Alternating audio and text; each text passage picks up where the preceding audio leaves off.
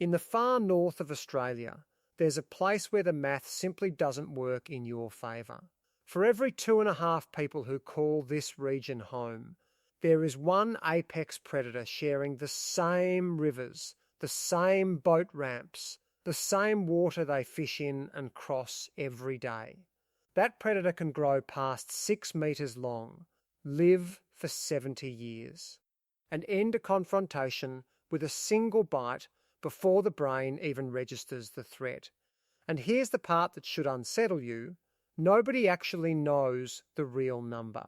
Estimates put the saltwater crocodile population across the Northern Territory somewhere between 80,000 and 100,000, but that figure is a model, not a head count, stitched together from aerial surveys and nest counts, because the terrain itself makes an exact census close to impossible.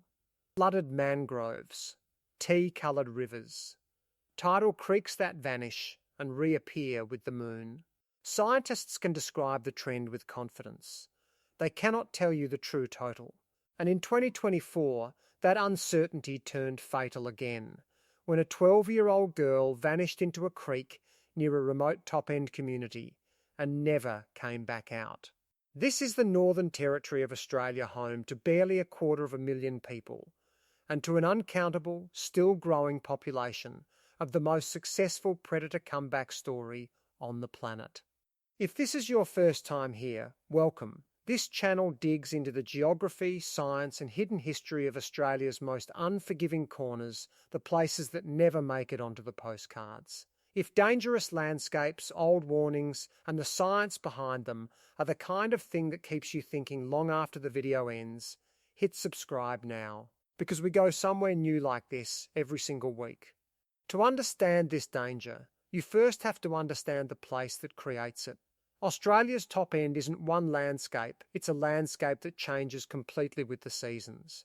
For half the year, the dry season strips the region back to hard red earth and shrinking waterholes. Then the monsoon arrives and everything shifts. Rivers burst their banks. Floodplains become shallow inland seas overnight, stitching together billabongs that had sat isolated and stagnant for months into one sprawling, moving network of water. Mangrove-lined estuaries breathe with the tide twice a day. The rivers themselves run the colour of strong tea, stained almost black by tannins leaching from paperbark and pandanus roots along the banks, which means visibility below the surface, even in a few feet of water, can drop to effectively nothing. The names on the map read like a checklist of crocodile country: the Mary River, the Adelaide River, the Daly. The South Alligator waterways, now better known to tour operators for jumping crocodile cruises than for their original purpose of simply moving water off the land. It is, structurally, built for an ambush predator. And the saltwater crocodile, Crocodilus porosus, is arguably the most complete ambush predator alive on Earth today. It's the largest living reptile on the planet, a body plan that has barely changed in tens of millions of years, because nothing has ever forced it to. Salties are unusual among large animals in that they never really stop growing. Size functions as a rough proxy for age, meaning the biggest crocodiles patrolling the territory's rivers right now are also, in a sense, its oldest survivors, animals that may have still been juveniles when protection first began over 50 years ago. Eyesight Index/71 wires this is an animal capable of living roughly 70 years, one that keeps adding length for essentially its whole life, eventually reaching sizes upward of 7 metres nose to tail ha/sight. Before the 1970s, none of this was really in question, because there weren't many crocodiles left to ask it about. Commercial hunters, feeding an international market for crocodile skins, had pushed the population to the edge of collapse.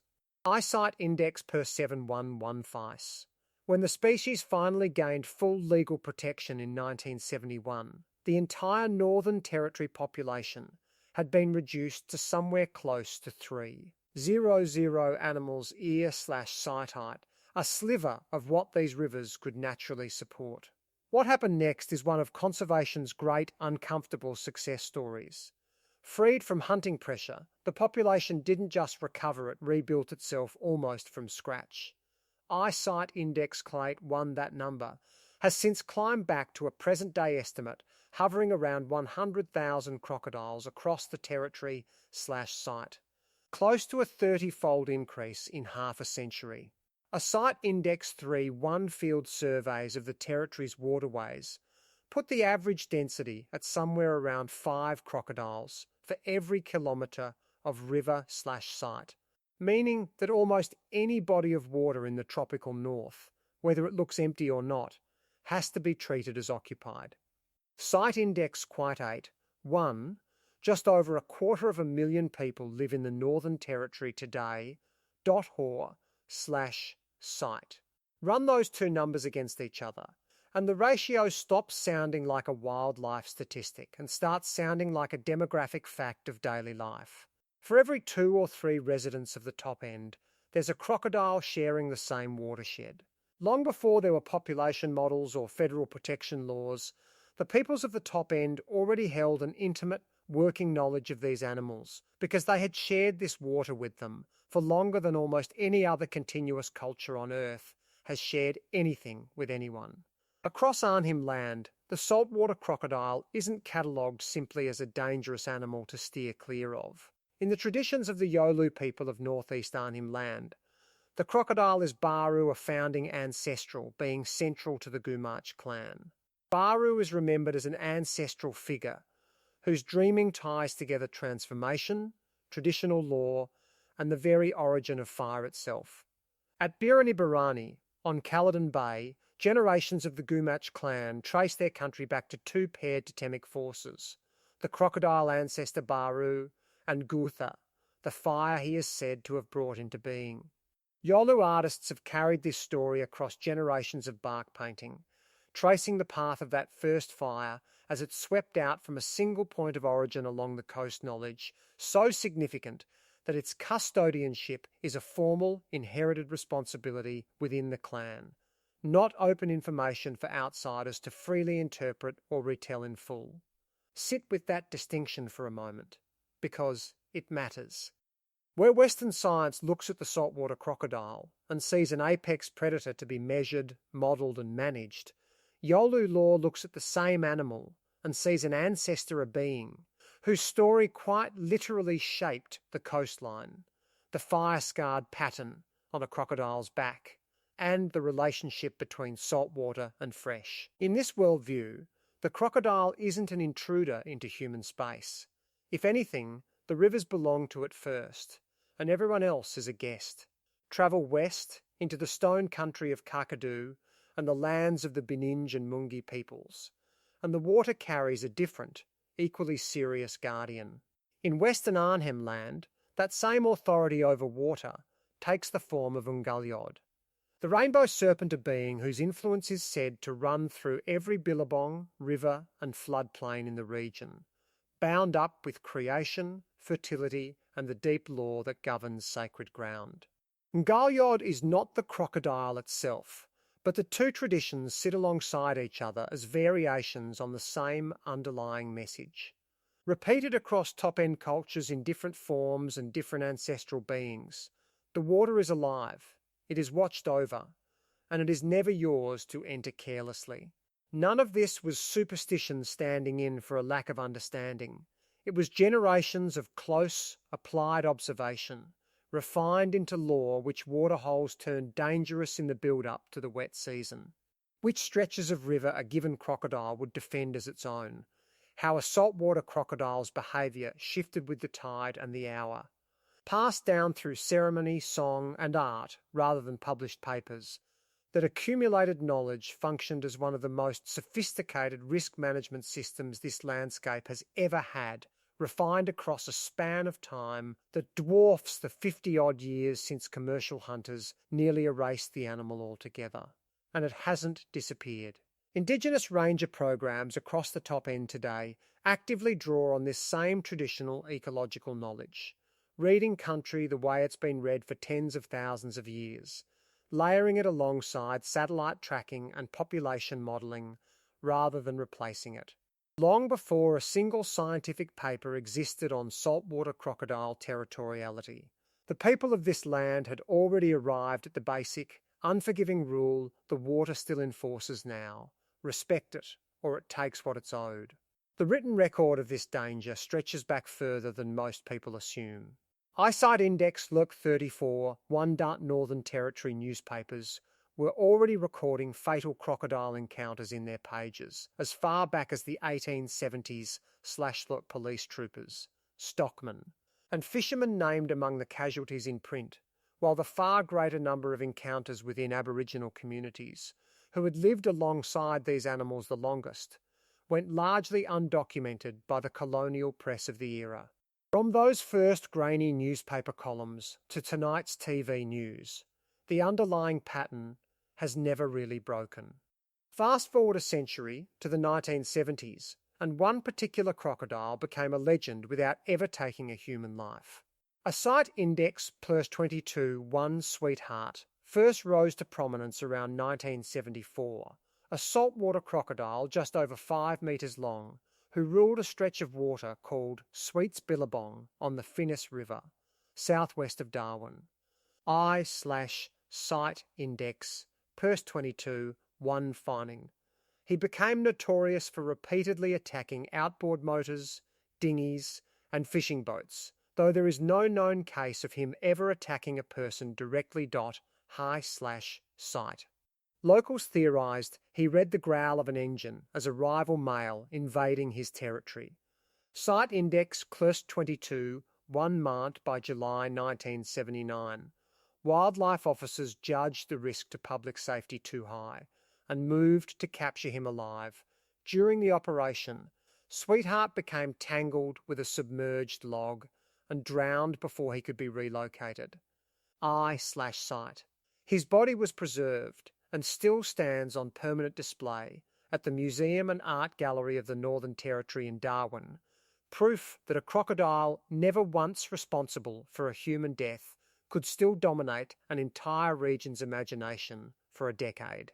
6 years later, the water delivered a very different kind of story, one of survival. In February 1985, environmental philosopher Val Plumwood was canoeing alone through the East Alligator Lagoon in Kakadu National Park, in backwaters she'd been told were safe to explore.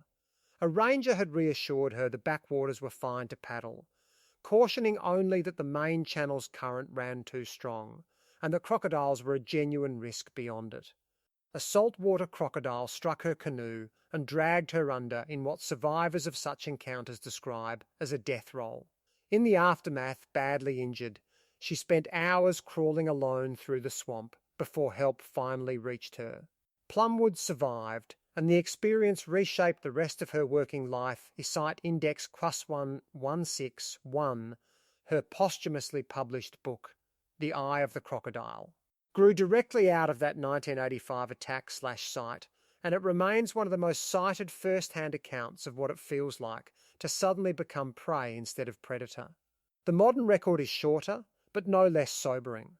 The Territory's next fatal attack didn't arrive until 2018, an Indigenous ranger, fishing with her own family, killed by a crocodile in waters she likely knew as well as anyone alive. Then, in 2024, the quiet ended again. A 12-year-old girl went missing while swimming in a creek near the remote community of Palumpa.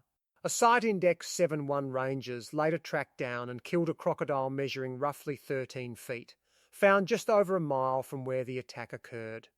Sight. It was a small, grim measure of closure for a community that had just lost a child to water it had always known could take one. 4 accounts, spanning a century and a half, one crocodile that never touched a person and still became legend, 1 survivor whose insight outlived her attacker, and 2 lives lost within the last decade alone. The thread connecting all of them isn't bad luck. It's geography. Now, if part of you is waiting for this story to swerve into folklore, a cursed river, a supernatural man-eater with a grudge, stay with me, because the real explanation is stranger and far more political than any legend could be. Make sure you're subscribed before we get into it, because what comes next involves government policy, decades, of ecological research, and a debate that's still splitting the Northern Territory today. Every time a fatal attack makes headlines, the same political argument reignites, almost on schedule, that the crocodile population has spiralled out of control, and the only real fix is a return to mass culling. Site index Kepawait one night after the 2024 Palumpa attack. The Northern Territory's own Chief Minister argued publicly that crocodile numbers could not be allowed to overtake the human population and called for stronger control measures/site. It's an understandable political reflex. It is not, however, what the underlying ecological research actually supports. Cite Index 3 1 studies of apex predators, saltwater crocodiles included, consistently show that these species are naturally self-limiting. Rather than prone to runaway overpopulation, their numbers are held in check by territory, food supply, and often lethal competition between rival animals./site. The species polices its own numbers ruthlessly. Site Index 3 1 survival from hatchling to adulthood is a long shot beaten by fewer than 1 in 100. And grown males defend their stretch of river so aggressively that confrontations between rivals regularly end in death. I/Site Index Plesh 311 2015 study looks specifically at whether crocodiles could simply be cleared out of a given stretch of water for good, and concluded that it doesn't hold up. In practice, the species moves too freely and resettles too readily across the wider habitat available to it. I/Site. In plain terms, the so-called explosion in crocodile numbers isn't a management failure spiralling toward disaster. It's what a full ecological recovery looks like, 50 years on, from a population that was almost wiped out completely. The second myth is older and stickier because it makes for a better campfire story. The idea of a specific rogue man-eater, a single crocodile that supposedly develops a deliberate taste for human flesh and hunts people the way a shark does in slasher movie logic. Sweetheart himself half-fed this myth back in the 1970s, even though, as we've covered, he never once attacked a human being. Decades later, an entire horror film would borrow his legend and stretch it into fiction. The evidence tells a far less cinematic story. Saltwater crocodiles aren't selectively hunting people, and they aren't driven by malice or an acquired taste for human prey. Site Index 6.1, the overwhelming pattern in recorded attacks, is opportunistic people swimming or wading in shallow water, frequently during low light conditions at dawn, dusk, or after dark. Exactly when a crocodile's ambush advantage peaks and human visibility is at its lowest/site. Site Index 6.1, roughly half of all documented cases involve alcohol somewhere in the picture beforehand/site. Not a predator singling someone out, but a territorial ambush hunter reacting to movement and opportunity under precisely the conditions it evolved to exploit. And the fear itself, however understandable, is statistically out of proportion to the reality on the ground. Site Index per 6.1 nationwide. The long-run average sits at roughly 2 fatal crocodile attacks a year.L/site. Site Index +2, 1 among people who are actually attacked. Roughly 9 out of 10 live to tell the story. I/Site. Site Index Keck 3.1 set against the wider global range of the same species. Australia's toll looks almost restrained. Indonesia alone recorded at least 85 crocodile-related deaths in a single recent year./site. The Northern Territory doesn't have a monster problem spiralling out of control. What it has is an extraordinarily successful predator living at genuinely high density, in a landscape that was always built for it first. So if it isn't a monster, and it isn't a management catastrophe, what's the real grounded reason the top end keeps losing people to the water? The answer is almost disappointingly simple, and that simplicity is exactly what makes it so effective. A saltwater crocodile hunting in murky.